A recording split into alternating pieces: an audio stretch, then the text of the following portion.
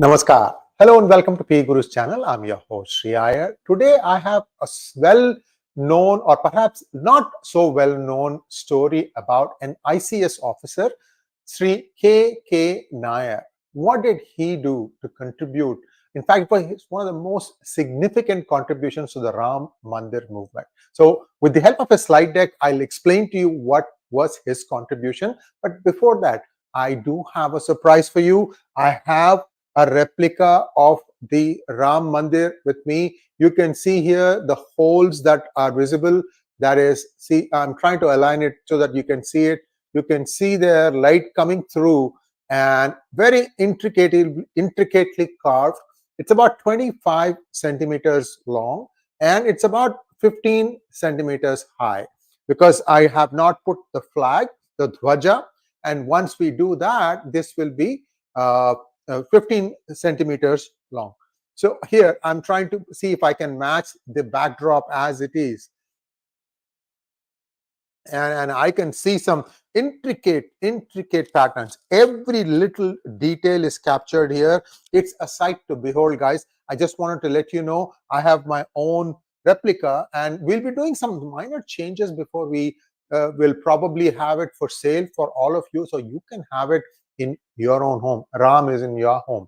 Anyway, I just wanted to tell you that. But next, let's take a look at the contribution of Sree K K Nair. And may I request all of you to like this video, and if you have not already subscribed, to kindly subscribe to our channel. Here we go. Who was K K Nair, the unsung hero of the Ram Mandir movement?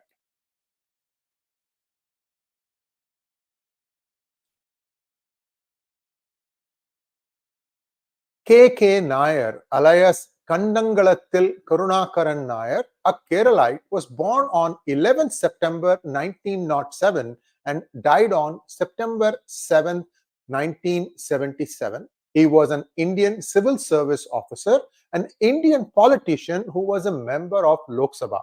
He joined the ICS in 1930 and served in various positions in Uttar Pradesh, including Gonda in 1946, Faizabad from 1st June 1949 to 14th March 1950. He took voluntary retirement in 1952 and practiced law at the Allahabad High Court. He was elected to the 4th Lok Sabha from Bahraich Lok Sabha constituency as a candidate of the 𝗤𝗖𝙁𝙤𝙤𝙤. What really happened? How Nair's brave moves energized the Ram Mandir movement. Nair was an ICS officer who was the district magistrate of Faizabad when idols were placed in Ayodhya's Ram Mandir complex on the night of December 22nd, 23rd, 1949. The then Congress administration, including the Prime Minister Jawaharlal Nehru, ordered for the removal of the idols. Nair objected, arguing that the idols were placed after puja and hence cannot be removed. Then what happens? I'll come back to that story in just one moment. Here is a mention of that in Sri P.V. Narasimha Rao's book Ayodhya, 6th December 1992. He says that by writing his objections in files, K K Nair stopped the removal, leading to people in large numbers coming to Ayodhya Ram Mandir created inside the Babri Masjid. Then, as the district magistrate, Nair entrusted his assistant 𝗚𝙗𝙗 Singh to file a ground report on the Ayodhya issue after receiving a letter from the state government for removals of idols and crowd. In his report sent to Nair, 𝗚𝙗𝙗 Singh unambiguously recommended the construction of a grand Ram Mandir at the site. This is all 1950, guys. Now, as per your orders, I went to the spot and inspected the site and inquired all about it in detail. Mosque and the temple both are situated side by side, and both Hindus and Muslims perform their rites and religious ceremonies. There is nothing on the way, and permission can be given as Hindu population is very keen to have temple at the place where Ram Lala was born. The land where temple is to be erected is of Nazul, government land, says Singh's report to Nair. Then what happens? On December 23rd, 1949, the then Chief Minister of Uttar Pradesh, 𝗤𝙗𝙗𝗚 𝗏, at the behest of the then Prime Minister Jawaharlal Nehru, ordered to expel the Hindus from the temple of Ram Lalla. But Faizabad District Collector Nair refused to implement the order, pointing out that the real stakeholders were performing puja there and the move would lead to riots and bloodshed. Following the incident, 𝗤𝙗𝙗𝗏 𝗏 suspended Nair from service. Nair challenged the suspension order in courts and he won. Post rejoining the service, he decided to not continue in service. Having made a point, he said, okay, I make it, you cannot fire me for this. And then he resigned that and he contested Lok Sabha elections as an MP from Bharatiya Janata Jansangh. So here is an intrepid officer who stood his ground, who would not kowtow to the diktats of the then Prime Minister Nehru and his Chief Minister 𝗤𝙗𝙗𝗏 𝗏 of Uttar Pradesh, 1949. That's why K K Nair's move to keep those idols there was what led to the Ram Mandir now being constructed. I hope you understand the significance of this. By the way, Prime Minister Nehru, even as early as in his early few years, was not about giving arbitrary oral instructions and then jumping up and down when people did not obey them. I have a story here written by Dr. Roxana Swamy, the wife of Dr. Subramaniam Swamy. Roxana Swamy's father was also, his name is Kapadia, he was also an ICS officer. And on page 8, she relates a story about how PM Nehru transferred him for not obeying his orders. And here is an interesting story. I remembered a little known story about Jawaharlal Nehru and his attitude towards the nation's property and my father's role therein. It was in the early 50s and there were floods in Bihar. An American journalist interviewing Nehru apparently expressed a wish to view the floods from the air, and Nehru, always with a glad eye for a comely white woman, assured her he would make her wish come true. You have to understand the words glad eye. If you go look it up on Google, you'll understand what she's meaning. She's being very nice.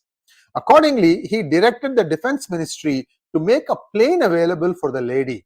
The file came to my father, then a lowly joint secretary in the Ministry of Defense, with a proper respect for the nation's property, a contempt for Nehru's well-known lady killer propensities, and a deep respect for Sardar Patel, who had not only been his minister, but also shared with him a feeling for the Sardar's hometown, Nadiad, where my father had once been district judge. A stickler for the rule book, my father turned down the oral requisition of a defense plane. M.O. Mathai, yes, that Mathai, reminiscences of Nehru. Nehru's private secretary called my father in to point out to him that this was the wish of the mighty Prime Minister himself. Nehru has no authority to requisition a defense plane for this purpose, said my father. And when Mathai persisted, my father, using what every seasoned bureaucrat knows is the ultimate Sudarshan Chakra, to be used only at your peril, told him, give it to me in writing.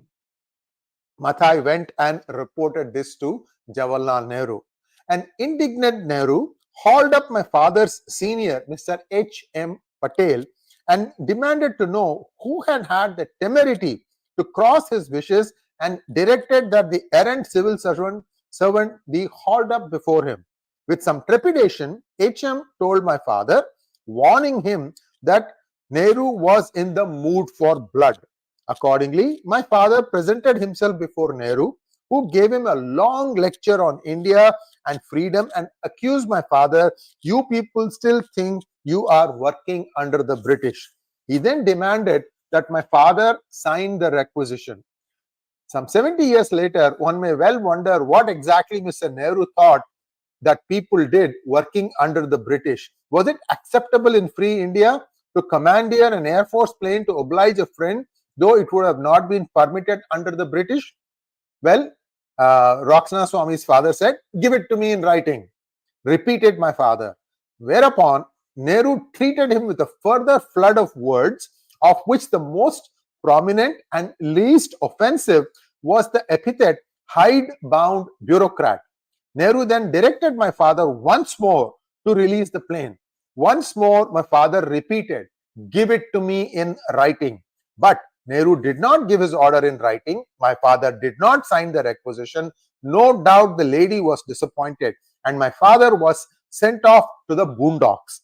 Well, not exactly the boondocks, merely back to Bombay with a reputation for being difficult. I keep telling all these Indian administrative officers, IAS officers, ICS, IFS, IPS, all these guys, don't take verbal orders. That is your first line of defense. Tell these ministers to give it to you in writing, then see what they do.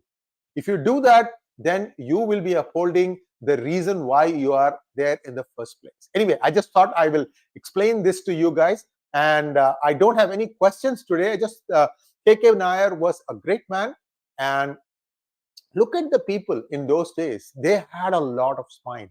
How many of the IAS officers today will exhibit this kind of a spine? That is the question. And it is one of the reasons why things are going awry in India. Anyway, I just thought that was an interesting anecdote. Nehru was a man with many flaws. Glad I. Just look it up what it means. Anyway, thanks so much for watching. Guys, I will keep you posted on the Ram Mandir's replica availability. And we're still trying to figure out how it's going to work. And also, the second set of Sengols are here. I will be shipping them out in the next few days. So it will arrive in due course of time at your shores.